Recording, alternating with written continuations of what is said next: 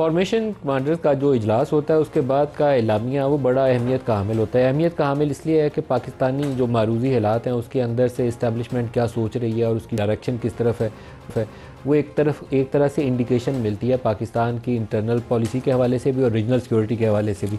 तो आज जो फॉर्मेशन कमांडर्स का इजलास था उसमें बाकी तो इशूज़ आए, टेररिज्म के हवाले से, अफगानिस्तान से जो स्पिल ओवर है दहशतगर्दी का, उसका भी तज़किरा हुआ, कश्मीर के अंदर जो ह्यूमन राइट्स वायलेशन है मकबूजा वादी के अंदर, उसका भी तज़किरा हुआ। लेकिन जो असल फोकस था वो तहरीक इंसाफ के धरने और वहाँ होने वाली सूरत हाल, और उसके बाद जो 26 नवंबर के वाक़यात थे, उसके बाद जो सोशल मीडिया के ऊपर कैंपेन थी, उसका फोकस था उनके एलामिया के अंदर। जो एलामिया के बड़े बड़े नुकात हैं अगर मैं आपको बताऊं तो फोरम का फ़ौज की दारुल हुकूमत में तैनाती के ख़िलाफ़ किए जाने वाले बदनीयती पर मबनी प्रोपेगंडे पर तशवीश का इजहार। फ़ौज को इमारतों की सिक्योरिटी पर लगाया गया था। पहली लाइन के अंदर पुलिस होती है, फिर पैरामिलिट्री फोर्सेस जिसमें रेंजर्स थी, और फ़ौज का काम थर्ड लाइन पे आता है जिसमें अहम इमारत, जिसमें पार्लिमान है, सुप्रीम कोर्ट है या आपके डिप्लोमेटिक एनक्लेव है, उसकी हिफाजत के ऊपर उनकी तैनाती की जाती है। पहले से तैयार करदा प्रोपेगंडा बाद सियासी अनासर के अज़ाइम के तसलसल की अक्कासी करता है। सियासी और माली मफाद की खातिर जाली खबरें फैलाने वालों को कुटहरे में लाना वक्त की ज़रूरत है। ये अब बड़ी एक पावरफुल स्टेटमेंट है, पंच लाइन कहना चाहिए।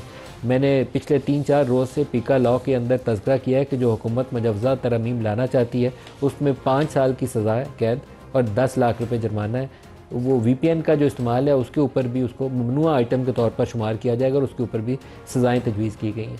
अब ये जो फेक न्यूज़ है और सोशल मीडिया हेट कैंपेन है, इसको हम 2 हिस्सों में तकसीम कर सकते हैं। एक तो है शख्सी आज़ादी, अपनी राय देना, और एक वह कि टारगेटेड कैंपेन करके इंसाइटमेंट करना। इन दोनों में फ़र्क करना ज़रूरी है। अभी तक जो पीका लॉ का मसवदा हमारी नज़र से गुजरा है उसमें ये तफरीक कम नज़र आती है, जिससे मिसयूज़ का बहुत ज़्यादा एहतमाल होता है। तो आप जब भी फ़ेक न्यूज़ को टारगेट करके कुछ करना चाहें, लॉ बनाना चाहें, तो इसमें 2 चीज़ों की तफरीक ज़रूर करनी पड़ेगी कि एक किसी शख्स को, एक इंडिविजुअल सिविलियन को अपनी राय देने से हम कोई डंडा मार के डराने की कोशिश ना करें, लेकिन जो बंदा हेट मॉन्गरिंग करता है, इंसाइटमेंट करता है, फ़ौज के चीफ है या उसके क़यादत के ख़िलाफ़ लोगों को उकसाने की कोशिश करता है, उसको आप यकीनन आप टारगेट कर सकते हैं और उसको आइडेंटिफाई कर सकते हैं कि ये एलिमेंट लहदा है, ये बाकी मेन स्ट्रीम जो पाकिस्तानी लोग अपनी राय देना चाहते हैं वो उससे लहदा है। इसका अगली लाइन यह है जी कि हुकूमत बेलगाम गैर अखलाकी आज़ादी इजहार राय के ख़ात्मे के लिए कानून साजी और अमल दरामद कराए, कानून साजी भी करे और उसकी इन्फोर्समेंट भी करे। ज़ाती मफादात के लिए मासूम शहरियों को एक दूसरे के ख़िलाफ़ खड़ा करना नाकाबिले बर्दाश्त है। प्रोपेगंडा बाज़ सियासी अनासर के मज़मूम अज़ाइम के तसलसल की अक्कासी करता है।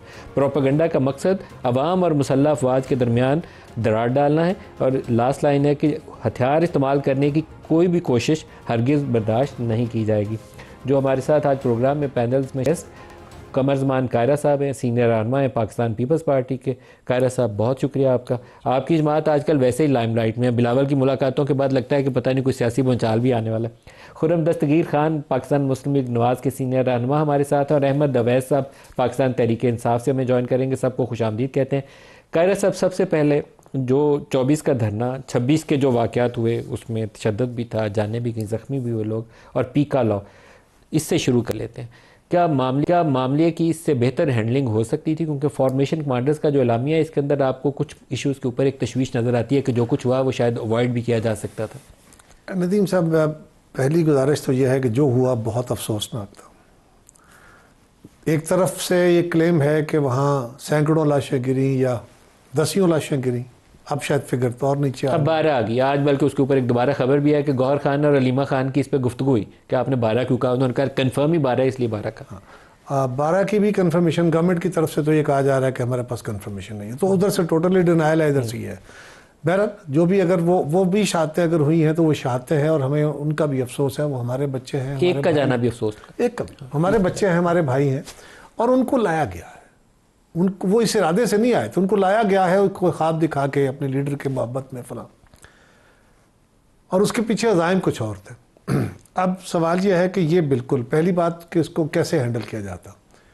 देखिए नदीम साहब, पहला वो काफिला जो हमला आवर हो रहा है, हम तो हमला आवर की इस्तेलाह इस्तेमाल करते हैं ना, आप शायद इससे मुख्तलिफ करें कि एक सूबाई हुकूमत मरकज़ी हुकूमत पे हमला आवर होने आ रही है।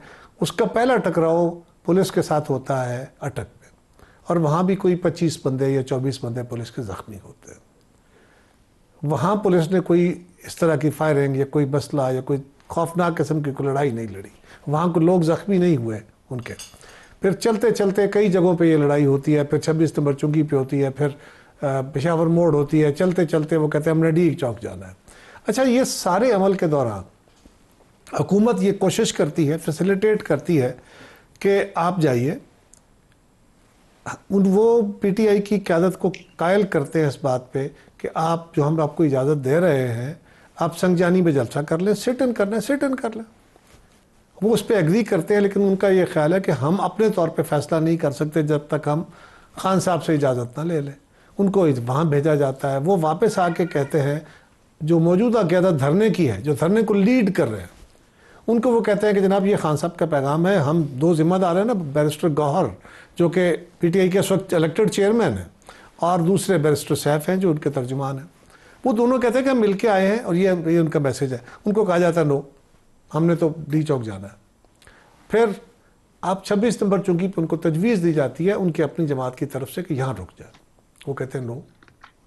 फिर उनको पेशावर मोड़ पे मेरी इतला है कि उनको उनके साथियों ने कहा कि यहाँ रुक जाते हैं, जहाँ पे मौलाना फजलुर रहमान साहब ने धरना दिया था, आगे ना जाएं, क्योंकि उस पेशावर मोड़ तक रेंजर्स के जवान शहीद हो चुके थे, पुलिस का सिपाही शहीद हो चुका था और दसियों पुलिस वाले ज़ख्मी हो चुके थे।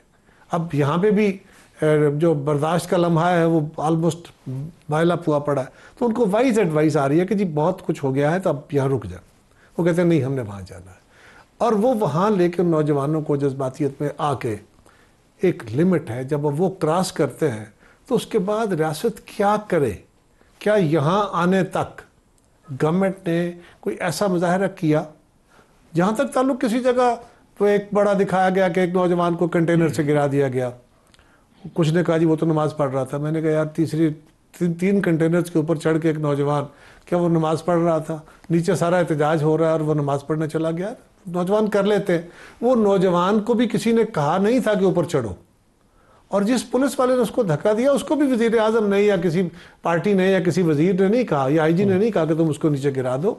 ये स्पॉन्टेनियस होते हैं। अब सवाल ये है कि इसको और क्या हैंडल करते। और अगर आप ये दूसरी तरफ देख लीजिए, अगर ये हैंडलिंग ना होती, गवर्नमेंट कंटेनर ना लगाती, उनको आने देती, कहा जाता ठीक है जी, कानून के बावजूद, अदालत के फैसले के बावजूद गवर्नमेंट कहती ठीक है आ जाओ, वो आ जाते। जिस मूड में थे, जिस तैयारी में थे, अगर वो जाके पार्लियामेंट हाउस पे, वो प्रेसिडेंट हाउस पे, वो जाके आगे मुख्तलिफ इमारात पे हमले करते जहाँ की फ़ौज खड़ी थी और फ़ौज उनको रोकती, फिर क्या होता। और अगर वो उन हमले उसमें कामयाब हो जाते और वहाँ बिल्डिंगों में दाखिल हो जाते, तो आप यहाँ बैठ के, मैं और आप, हम गवर्नमेंट को कोस रहे होते कि ये क्या गवर्नमेंट है जिनको पता था एहतजाज होना है और इन्होंने कुछ नहीं किया।